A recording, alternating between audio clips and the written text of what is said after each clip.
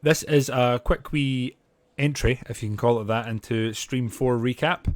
This is how it lands and the lay of the land when we start this. You can see we're pretty safe here. Our armies that were in position to sort of fjord. It's not even a fjord because this is a big chonker of a river, and in fact some of it is the Great Lakes. But we have one army in position to the north just in case Britain starts any shenanigans.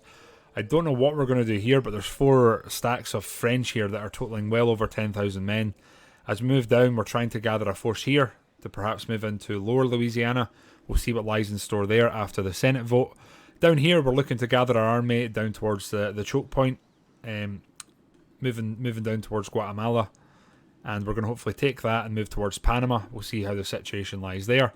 As we move over to Europe, we managed to win the Siege of Tripoli, or Tripod, and we're managing to maintain the siege. And we're not looking in too bad a situation unless these chaps come and say hello, although we did previously beat them back. So this is how it sort of lies. We'll see where diplomacy takes us here, but we're in a good position to act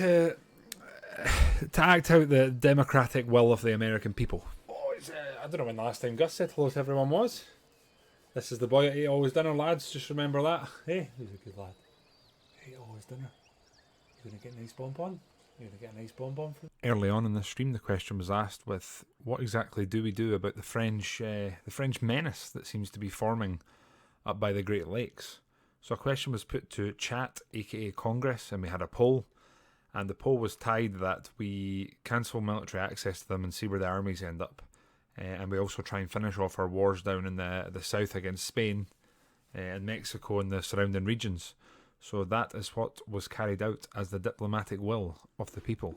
We start off down here, just outside Mexico City. We are gathering our army to start marching towards Antigua and Panama.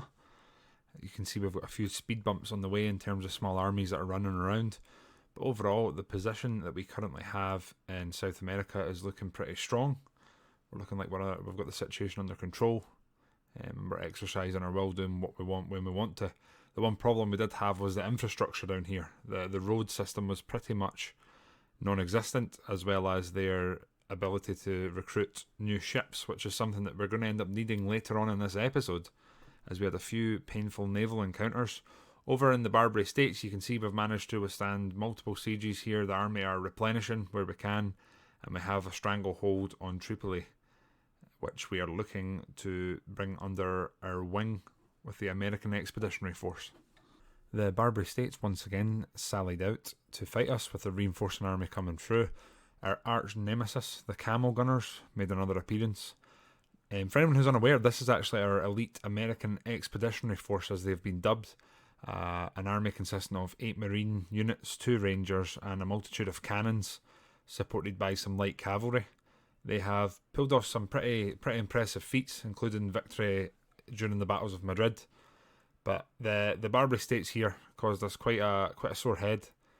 We were fighting an army that outnumbered us perhaps 2 to 3 to 1, and we did manage to take some favourable terrain and thankfully wear them down through a series of attacks running away, and I believe our artillery, along with some canister shot, when it was facing the right direction and not our own lines. The Barbary States once again make us pay tooth and nail for every piece of land that we're taking. The siege here has lasted about a year in game, as well as being subject to 2 sallies out. You can see the casualties and the kills are pretty high both ways, but once again we do manage to take Tripoli, and we've now got a springboard into the Mediterranean. Nation destroyed. Spain! Wait, what? Who's this? Mayan rebels. The Mayan rebels. What are we going to be fighting here? Oh, good God, it's going to be more natives. I thought we were done with natives, and here we are. So what's down here then? Gran Colombia? Wait, what? We attempted to engage Gran Colombia, the new nation that was released when the Spanish fell, in diplomatic talks to see if there's any sort of kindling of trade or relations that we could get there. But we pretty quickly found out they had little interest in anything. So we'll continue to send our army along the Mexican Peninsula towards them, and then we'll see what occurs diplomatically. After many months, perhaps even a year of preparing, we sent our army down towards lower Louisiana. We gathered them on the coast, and then we sallied them across the border, while simultaneously attacking the three angry looking armies at the top. Of course, this was not before cancelling our military access to them, forcing their troops and their armies to go back into their own lands. As you can see, they gathered there. There was 3 stacks. The 4th stack had actually retreated to their settlement.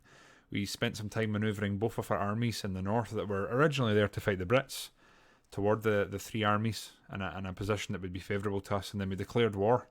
France were joined by all of their allies, including a good bundle of Italy, which is a situation we're now dealing with proactively. But we didn't expect there to be quite so much fallout from this. You'll see how it plays out as we continue. But a big battle was had, or at least so we thought. After finally assaulting the stacks that sat on our border for a number of years, we realised that they weren't in fact quite as terrifying as we'd previously thought. They were in fact massively attritioned armies, and we in fact went into this battle outnumbering them quite handsomely, if I do say so.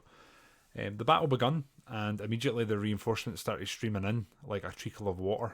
As you can see, we had a massive advantage in terms of our positioning. We had a hill with some impassable terrain that they couldn't come straight at us, so our mortars were deployed on atop the hill with our cannons on some canister shot below. Some of their forces did attempt to flank us from the right side. In doing so, we had to scramble some of our troops from our left reserve over to cover the hill. But the battle was really not in question at any point. Our cavalry defences did what they've been doing incredibly effectively, and our line infantry simply outclassed and outnumbered anything they could throw at us.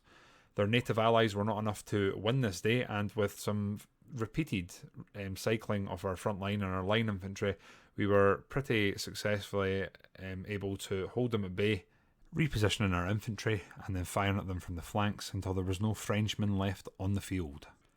After the success with the Barbary States, the elite American expeditionary force was replenished and put back up to full strength. There was then cries in the Senate that the Knights of St. John, an antiquated order that held Malta, had seen their time, their peak, and were destined to become part of the American fray. So, with the cries, the shouts of the people of America echoing the streets of "Don't let your memes be dreams," we landed and managed to successfully take Malta after starving it out, along with a bit of naval action, which was very welcomed by the somewhat untested American Navy. With both the fall of the Spanish Empire and the descent of its colonies into independence, and our war with the French, came opportunities in the Caribbean. We managed to take 2 of France's holdings, as well as taking another former Spanish colony under the influence of the American sphere, expanding our economy and ability to produce ships in the Caribbean, which going forward I think is going to be of the most pivotal importance to us. You can see here we fought some pretty large battles against the natives and the Spanish, but we managed to take out the colonies in the end. And then came the big surprise of the stream: Gran Colombia declaring war on the United States of America. They decided that it wasn't enough that we had came to them diplomatically, tried to create some ties with them. No. They've decided, you know what, let's declare war on our largest neighbour. What could possibly go wrong? With the backing of the Russians, I think they must have felt pretty confident in being able to at least have a long drawn out war with us. However, if there's one thing that we've learned, it's that you cannot trust the Ruskies. So as you will see by the end of this small clip, the Russians cannot be relied upon, and abandoned Gran Colombia to its fate, which it has now resided itself to. With the sudden arrival, if you will, of Gran Colombia, we felt the need to scramble whatever we could towards the Mexican theatre, as well as recruiting a new army, which we started doing immediately. However, there was some naval ambushes laid by the Gran Colombians and the French, and one of our original navies that was raised right at the start of this campaign has found itself in deep water, with most of the ships actually being destroyed, which you will see unfolding here. Unfortunately, we were taken off guard whilst transporting a small army, and a number of our ships met their bitter end at the bottom of the sea. You can see that we were outnumbered and outclassed against a slightly damaged French fleet, and we thought we might be able to pull this off. We might just be able to pull this off. Despite crossing their T, I think the sheer volume of ships they had of a higher class than ours were unable to leave us in an advantageous position, and we just slowly got worn down until we only had one ship left, which managed to run away. So a number of our original Navy ships have went down to the bottom of the sea or been captured. But luckily enough, we managed to ambush them after this battle with our main navy in the US theatre, and these ships will not be bothering anyone anymore, unless it is within our hands. When we declared war on the French, we knew we would find ourselves risking the wrath of the Italians, so we found ourselves moving the American Expeditionary Force over to Naples and sieging them.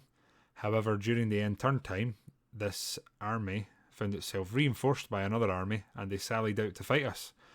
We then found ourselves fighting in the streets of Naples, with cannon set up at choke points, marines supporting. However, this entire time, on the flanks of the town, we found ourselves being constantly probed and attacked by dragoons and heavy cavalry. Heavy cavalry like we've never seen before. So we found ourselves having to jostle between square formation and putting our gentlemen back into line. Fighting line infantry, cavalry would come in, so it was well played by the enemy general. We found intense fighting in the centre, where the general struggled to keep command of his troops, and we managed to use our cannons to devastating effect while routing the enemy forces pretty soundly, I would say. Everything was pivotal and hung around the Marines, and the Marines doing their job, which once again I'm happy to report that they did very easily and performed incredible endeavours on the battlefield. There will be awards and mentions of dispatches all over by the Letherington and O'Bannon Marines. As the battle was coming to a close, we realised the exact toll that it had taken on our army when we pretty much had no units that were left standing at full fighting fettle. So we found ourselves then having to replenish once again and slowly wait on the siege ticking down. Here you find the Marines unleashing absolute volleys of devastating fire at point blank. This was one of the turning points of the battle because their infantry was about to break through the centre of our line, and here we managed to just beat them back. We're moving round towards the South Americas here. As you guys now know, Gran Colombia is next on our to-do list, if you will, as well as the French colony they still possess down here. Other than that, we're on a massive naval recruitment programme all over the Caribbean and the Atlantic. We're looking to get our navies out so we can challenge the British when it comes to it. Within Europe and the Mediterranean in particular, we are putting a small garrison in Tripoli because frankly we do not trust anyone that borders us here. We do have the Russians in Tunisia. As we move down here, you have Malta, recently captured. We've left a small garrison here of units we've recruited. More of a just in case. And as you can see, the siege of Naples will be coming to a close very shortly. I believe Congress is calling and demanding that we do something about the Ottomans. It's been well documented and reported in the worldwide news and through telegrams, the new means of communication, that there is a massive Ottoman army, being referred to as the Ottoman blob worldwide, forming to the west of Pella, or Thessalonica as it's now called. It has been called upon as the A.E.F, their next mission should be to go and quell and vanquish this mob or horde. So that's something we might look to do in the next episode. As always, I appreciate any advice, thoughts, support on the episodes or on the streams in general, and I will hopefully catch you guys next time. Thank you very much.